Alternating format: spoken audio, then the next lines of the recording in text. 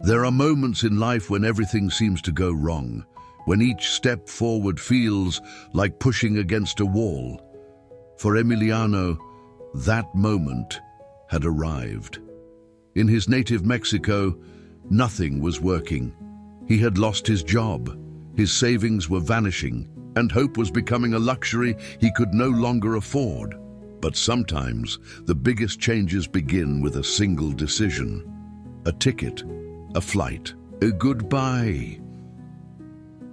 What Emiliano didn't know was that this journey, which began in silence and uncertainty, would lead him to a destiny that not even his boldest dreams could have imagined.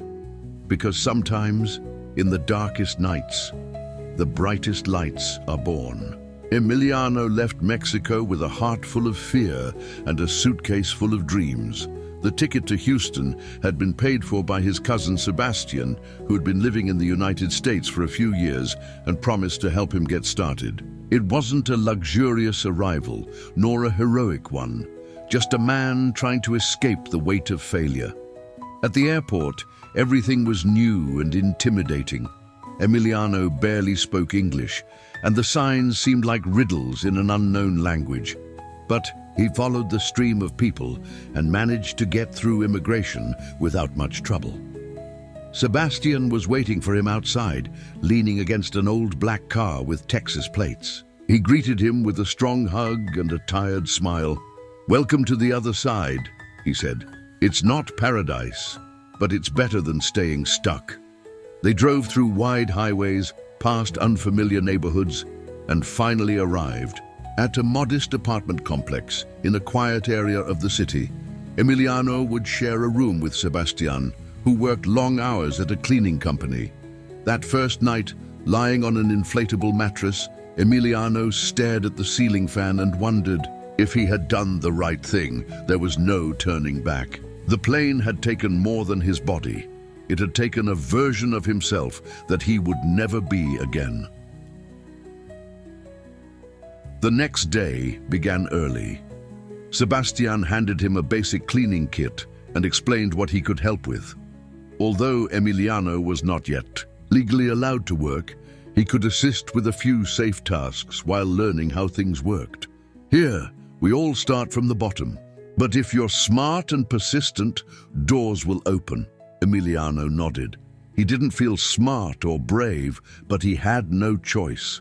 His first week in Houston was filled with confusion, fatigue, and a silent nostalgia that clung to everything. But each morning, when the sun rose through the small window of the room, Emiliano repeated a phrase he had heard from his grandmother. "Even the longest road starts with a single step." He had taken that step. Now he just had to keep walking. The days passed slowly. Emiliano helped his cousin as best he could, carrying supplies, cleaning windows, removing trash. They never spoke much, but Sebastian's presence offered a certain comfort. In the silence of the routine, Emiliano began to observe the city with new eyes. Houston was big, fast, and indifferent. No one cared who he was or where he came from, and that, strangely, gave him peace. But deep down, something gnawed at him. He had left behind everything: his family, his friends, his plans. Back in Mexico, nothing had worked out. He had studied business administration, but job opportunities were scarce and bills piled up. The constant feeling of failure ended up driving him to take the risk of starting over somewhere else. He knew that life in the United States wouldn't be easy, but he hadn't imagined the weight of anonymity. He was nobody there, just a man who didn't speak the language, who didn't know how to move around, who didn't have papers or plans.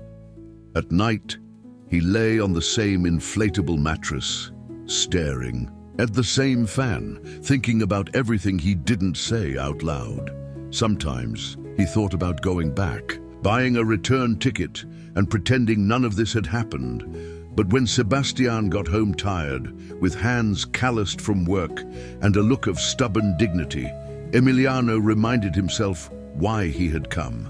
Not to escape, but to rebuild.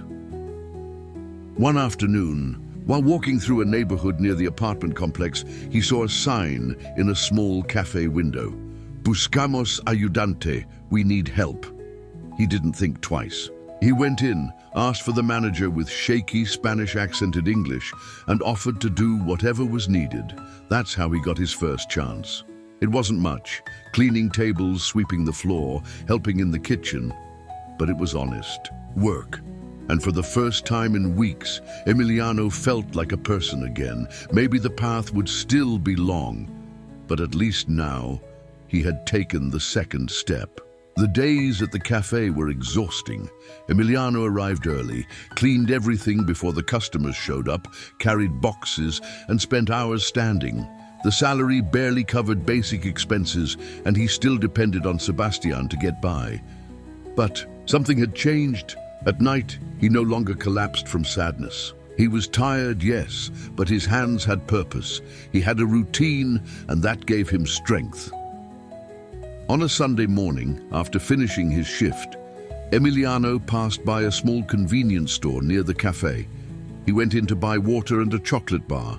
At the counter, something caught his eye. A row of lottery tickets, colorful and promising, under a sign that read, Mega Millions. Play here. He smiled to himself.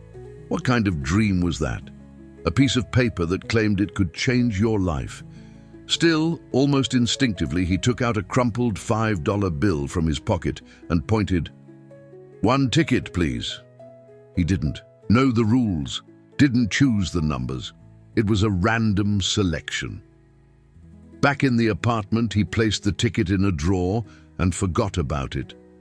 It was just a whim, a fantasy he wouldn't allow himself to take seriously.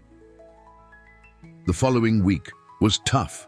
A storm caused leaks in the cafe, and Emiliano had to help clean up until almost midnight. Sebastian had a fever and couldn't go to work. Everything seemed to be piling up again. On Saturday night, while scrolling through his phone before bed, Emiliano saw a headline. One winner in Houston hits Mega Millions jackpot. His heart skipped a beat. He jumped out of bed, ran to the drawer, and compared the numbers again and again. All of them matched. Every single number. He sat on the floor, unable to move, trembling.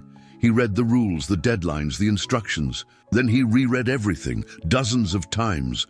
Tears filled his eyes. That worthless piece of paper now held a value he couldn't even comprehend. He had won. He had truly won. But what came next would be even more complicated. It took Emiliano more than 3 days to believe it was real. He searched online, read every article he could find about other winners, went to a lottery office just to make sure he had understood everything correctly. He didn't tell anyone, not even Sebastian. With the little savings he had, he bought a second-hand suit, printed out all the documents they requested, and took the bus to the official claim office. His hands were sweating. His stomach was in knots.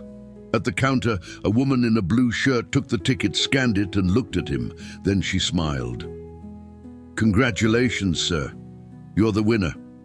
Emiliano didn't respond. "Would you like to sit down?" she added, noticing his pale face. He nodded and sat, as if someone had turned off all the noise in the world. The following hours were a blur. He was transferred to another room, spoke with lawyers, signed documents, and was told about the tax deductions. But none of that mattered.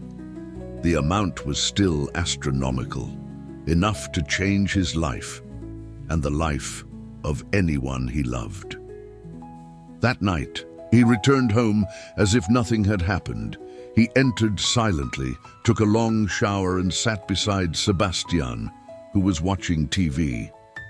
"You okay?" Sebastian asked. Emiliano hesitated. "Yeah, just tired." He wanted to tell him, he wanted to scream, but part of him was still afraid it was all a dream. The next day, the money hit a temporary account. He stared at the screen for a long time. So many zeros. His first impulse was to buy things, but he held back.